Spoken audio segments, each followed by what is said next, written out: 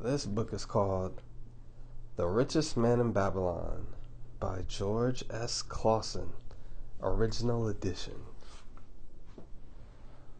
Foreword. Our prosperity as a nation depends upon the personal financial prosperity of each of us as individuals.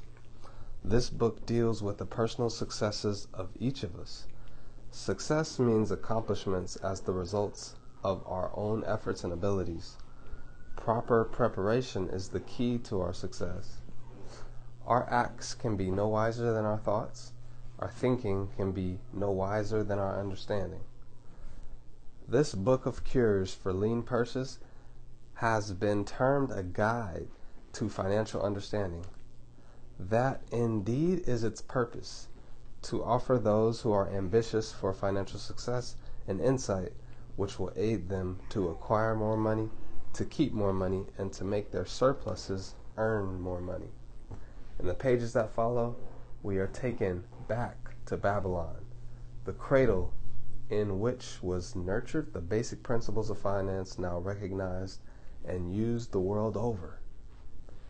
To new readers, the author is happy to extend the wish that its pages may contain for them the same inspiration for growing bank accounts, greater financial success, and the solution of difficult personal financial problems so enthusiastically reported by readers from coast to coast.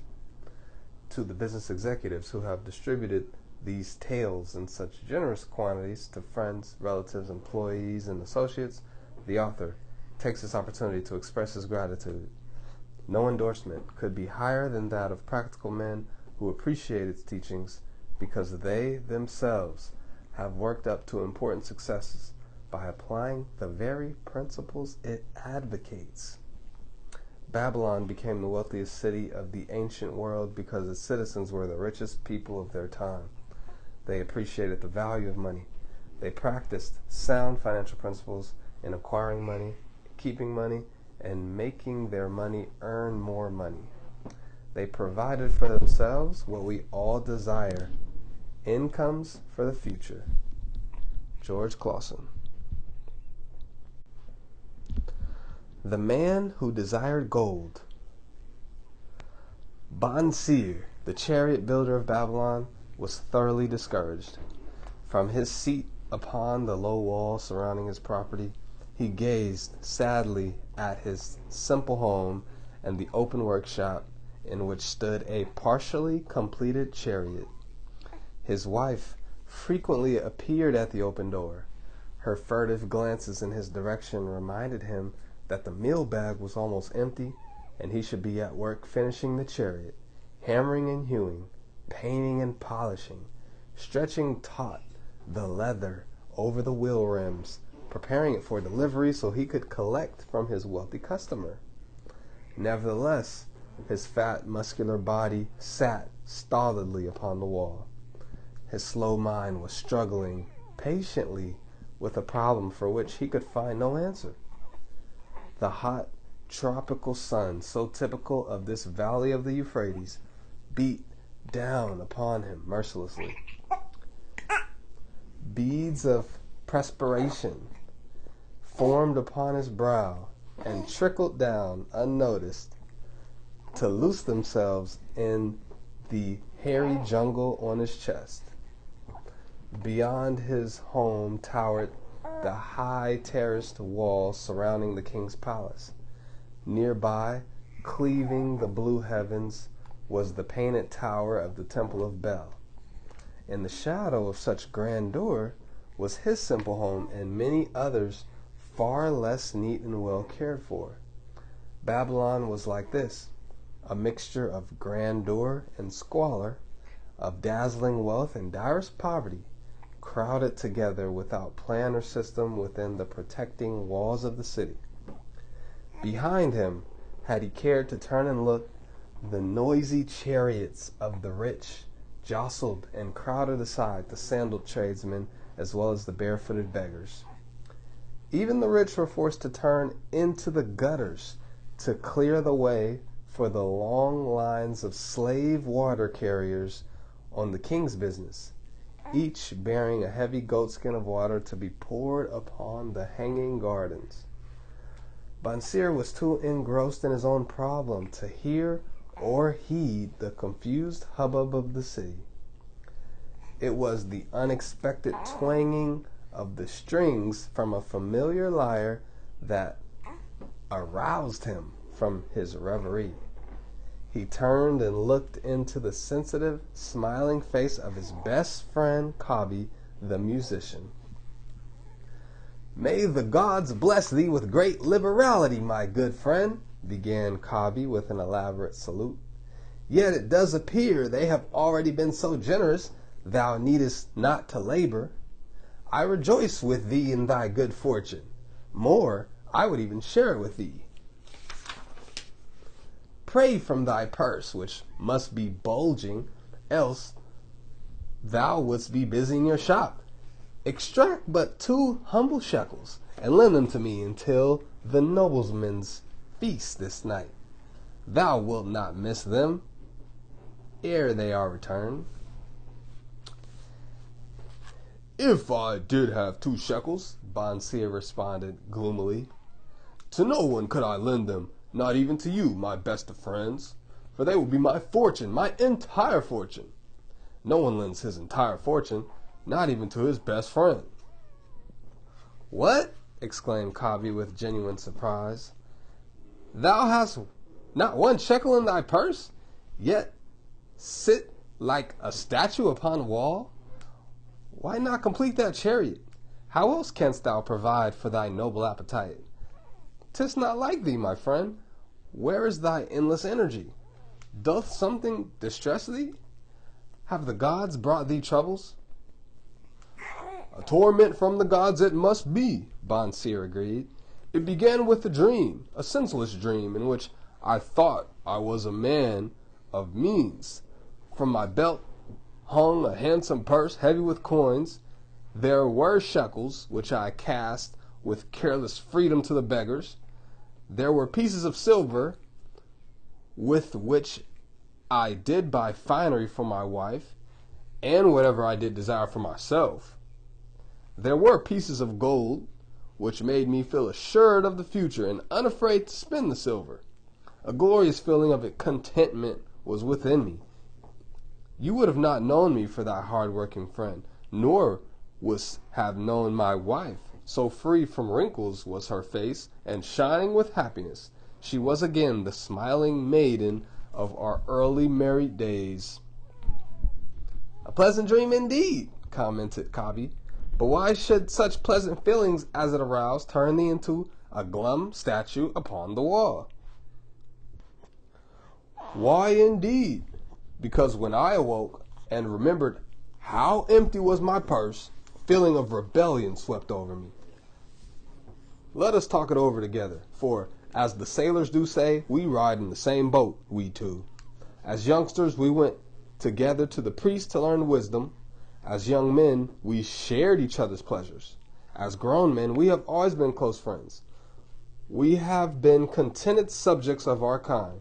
We have been satisfied to work long hours and spend our earnings freely. We have earned much coin in the years that have passed. Yet, to know the joys that come from wealth, we must dream about them. Bah! Are we more than dumb sheep? We live in the richest city in all the world. The travelers do say none equals it in wealth. About us is much display of wealth, but of it we ourselves have not. After half a lifetime of hard labor, thou, my best of friends, hast an empty purse, and sayest to me, may I borrow such a trifle as 2 shekels until after the nobleman's feast this night? Then what do I reply? Do I say, here's my purse, its contents I would gladly share? No, I admit that my purse is as empty as thine. What is the matter? Why cannot we acquire silver and gold, more than enough for food and robes? Consider also our sons, Bansir continued. Are they not following in the same footsteps of their fathers? Need they and their families and their sons' families live all their lives in the midst of such treasures of gold, and yet, like us, be content to banquet upon sour goat's milk and porridge? Never in all the years of our friendship didst thou talk like this before, Bonseer. Kabi was puzzled. Never in all those years did I think like this before. From early dawn until darkness stopped me, I have labored to build the finest chariots any man could make, soft-heartedly hoping someday the gods would recognize my worthy deeds and bestow upon me great prosperity. This they have never done. At last, I realize this they will never do. Therefore, my heart is sad. I wish to be a man of means. I wish to own my own lands and cattle, to have fine robes and coins in my purse. I am willing to work for those things with all the strength in my back, with all the skill in my hands, with all the cunning in my mind, but I wish my labors to be fairly rewarded. What's the matter with us? Again, I asked you, why cannot we have our just share of the good things so plentiful for those who have the gold with which to buy them? Would that I would know an answer, Kabi replied. No better than thou am I satisfied. My earnings from my lyre are quickly gone. Often must I plan and scheme that my family not be hungry. Also within my breast is a deep longing for a lyre large enough so that it may truly sing the strains of music that do surge through my mind. With such an instrument, I could make music finer than the king has heard ever before. Such a lyre thou shouldst have. No man in all Babylon could make it sing more sweetly, could make it sing so sweetly. Not only the king, but the gods themselves will be delighted. But how mayest thou secure it while both of us are as poor as the king's slaves? Listen to the bell. Here they come. He pointed to the long column of half-naked, sweating water-bearers plodding laboriously up the narrow street from the river. 5 abreast they marched, each bent under a heavy goatskin of water. A fine figure of a man who doth lead them, Kabi indicated the wearer of the bell who marched in front without a load. A prominent man in his own country, 'tis easy to see. There are many good figures in the line, Bonseer agreed, as good as men as we. Tall, blond men from the north, laughing black men from the south, little brown men from the near countries, all marching together from the river to the gardens, back and forth, day after day, year after year, not of happiness to look forward to. Beds of straw upon which to sleep, hard grain of porridge to eat. Pity the poor brutes, Kabi. Pity them I do, yet thou dost make me see how little better off are we, free men though we call ourselves. That is the truth, Kabi, unpleasant thought though it be. We do not wish to go on year after year living slavish lives, working, getting nowhere. Might not we find out how others acquire gold and do as they do? Kabi inquired. Perhaps there is some secret we might learn if we but sought from those who knew, replied Bonseer thoughtfully. This very day, suggested Kabi, I did pass our old friend Arkad, riding in his golden chariot.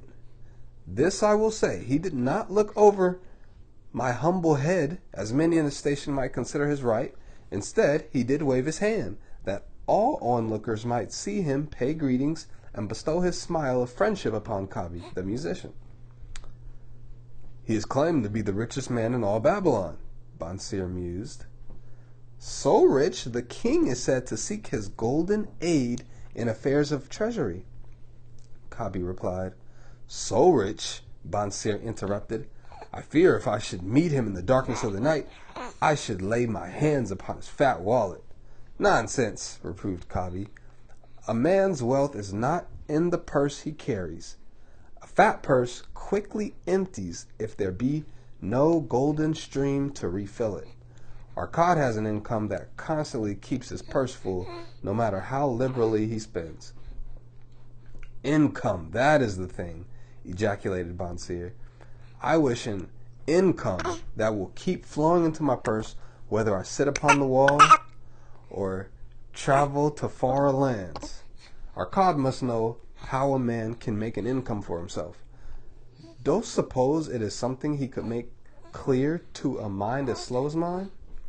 Methinks he did teach this knowledge to his son, no Messiah. Covey responded. Did he not go to Nineveh, and so it is told at the end, become, without aid from his father, one of the richest men in that city? Covey, thou bringest to me a rare thought. A new light gleamed in Bonseer's eyes. It costs nothing to ask wise advice from a good friend, and our God was always that. Never mind though our purses be as empty as the falcon's nest of a year ago. Let that not detain us. We are weary of being without gold in the midst of plenty. We wish to become men of means. Come, let us go to our God and ask how we also may acquire income for ourselves. Thou speakest with true inspiration, Bonseer. Thou bringest to my mind a new understanding. Thou makest me realize the reason why we have never found any measure of wealth. We never sought it. Thou hast labored patiently to build the staunchest chariots in Babylon. To that purpose was devoted your best endeavors. However, at it thou didst succeed. I strove to become a skillful lyre player, and at it I did succeed. In those things toward which we exerted our best endeavors, we succeeded. The gods were content to let us continue thus. Now at last we see a light, bright like that from the rising sun. It biddeth us to learn more, that we may prosper more. With a new understanding, we shall find honorable ways to accomplish our desires. Let us go to Bonseer this very day, Bonseer urged. Let us ask other friends of our boyhood days who have fared no better than ourselves to join us, that they too may share in his wisdom. Thou wert ever thus thoughtful of thy friends, Bonseer. Therefore hast thou many friends. It shall be as thou sayest. We go this day and take them with us.